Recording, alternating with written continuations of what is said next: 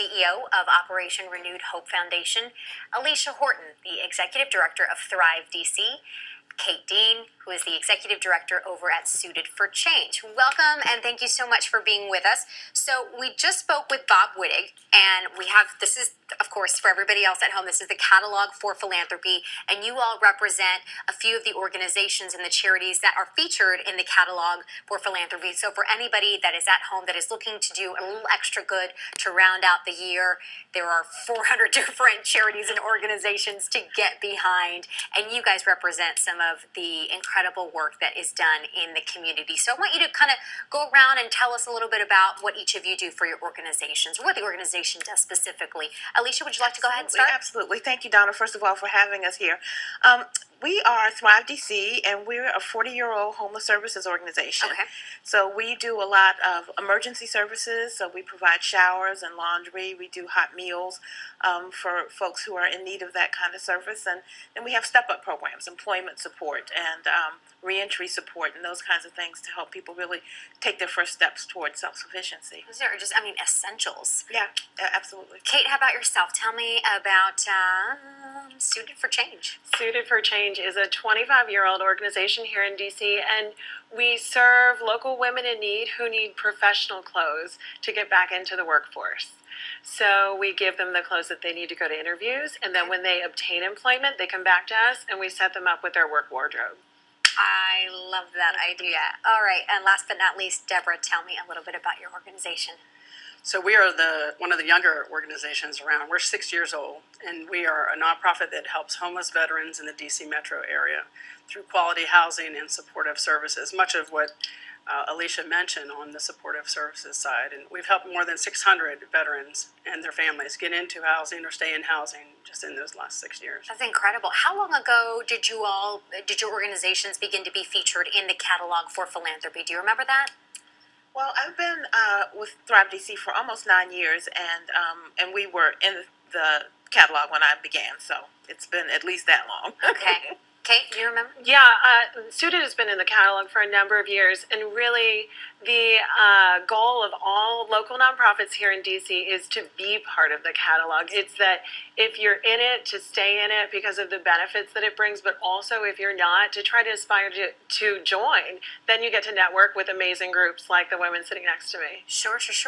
And one of the things, clearly that you all have in common is really serving a population that needs a lot of support in this area. Can anybody speak to what the homeless population, maybe a statistic, what the number is on the homeless community here in DC, and then maybe specifically on veterans that are suffering homelessness right now? Absolutely. Well, the last count, there were about 8,000 homeless people in the Washington, D.C. Area. This is a national count that happens annually on one night of the year. So in D.C. area, 8,000 were counted. How does that compare to other cities in the country? I think we're ranked around 10 or 11. So we have a pretty significant problem here, and I think, then we can also begin to talk about the populations within that number. So families and individuals and veterans, and women, and and children. Women, exactly. Deborah, tell me specifically about your work with homeless veterans and maybe some of the different challenges that they have in getting needs met and getting services that really, are for them, that should be for them. Certainly. Well, many of the challenges are the same, but there are some that are different too. With the veterans, many of them do not want to get help where they ask at the last possible moment for help. They're very proud to be self-sufficient. Sure. So that is one thing that is characteristic. Also, we have a lot of folks that have served overseas and in wartime environments and have gone through a lot of stress. Right. Post-traumatic stress is not uncommon. A lot of anxiety associated with that. So that's the different challenge, I think, compared to the normal homeless population. The other thing, back on the numbers, it's close to probably 1,000. It's always a squishy number because as Alicia mentioned, it's a point-in-time count that is done every January. Okay. So that is just the minimum number that people from HUD and other organizations go out and find out who's sleeping in tents and shelters and so And forth. did you say that of those 8,000, there's 1,000, is it? It's in the high hundreds now, Oh, you know, okay. so it's coming down. When we first started, 68,000 was the number of homeless veterans nationwide 6 years ago, and now the number nationwide is to about 40,000. So it's coming in the right directions, but we still have quite a ways to go on that. All right, let's keep chatting on the other side of this break, and that way we can give folks at home an opportunity to find out how to help these organizations. Stay with us. News 4 Your Sunday continues right after this. Back again here on News 4 Your Sunday, and we are talking with a few of the ladies from different local nonprofits that are doing a lot of good here in the community. You know, people may be at home watching and they want to know perhaps what your greatest need is right now and going into 2018, and wondering what is the best way to help your organization. So Alicia, what is the best way right now for people to serve Thrive DC? Well, absolutely. We would love for folks to visit the catalog, support us through the catalog. You can learn a lot more about all of the vast services we provide. But toiletries and socks, I can never have enough of. It's amazing. So yeah, travel-size toiletries and socks and new underwear are things that we just can't keep enough of. And just so people know, because we were talking about this during the break, the amount of people that you guys serve hot meals to is how many? Yeah, we're serving about 800 to 1,000 meals a week. Amazing. Yeah. And you have an emergency pantry. Yes, an emergency pantry. People can get a bag of groceries and fresh produce on Fridays, all free. And yeah, it's a very low barrier program, so you just really got to show up. Okay, Kate, you were talking about how fortunately you've been able to serve a lot of women. You know, you don't know how, like, that's a good thing, but it's also a bad thing because it represents the need in the community. Absolutely. But what does Suited for Change need right now and coming into 2018? Do you have a specific goal for the organization? We do. You know, in 2017, we saw a 40% increase in demand for our services locally. In 2018, we have a couple of exciting things happening.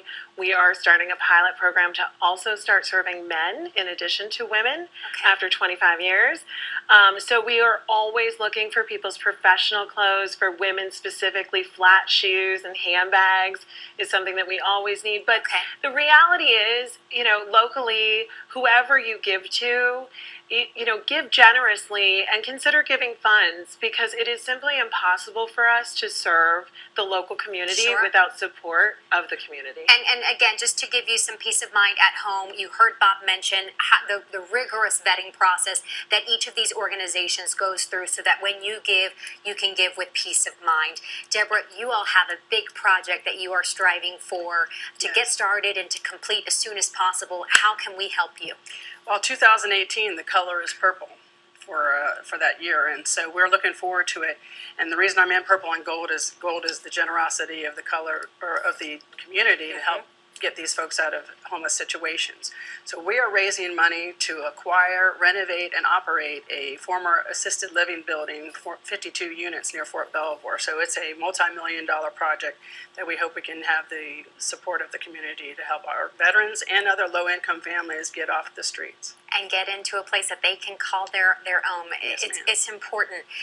You all may not, you may not be a one-stop shop to do absolutely everything, but you all do a lot of partnerships. We have about 30 seconds left. What is the benefit in working together and serving this community? Anybody can take this. Absolutely. Deborah and I were just doing a little networking in the green room because we are, really working at opposite ends of one segment of the community with veterans. So I think we'll continue the conversation. Absolutely. Right. It may not happen here, but you know somebody that does, and vice versa. So we love that we can all share resources and try to do the best that we can for the community. Is there anything else that you all would like to add? We have about 30 seconds. Just some final thoughts here.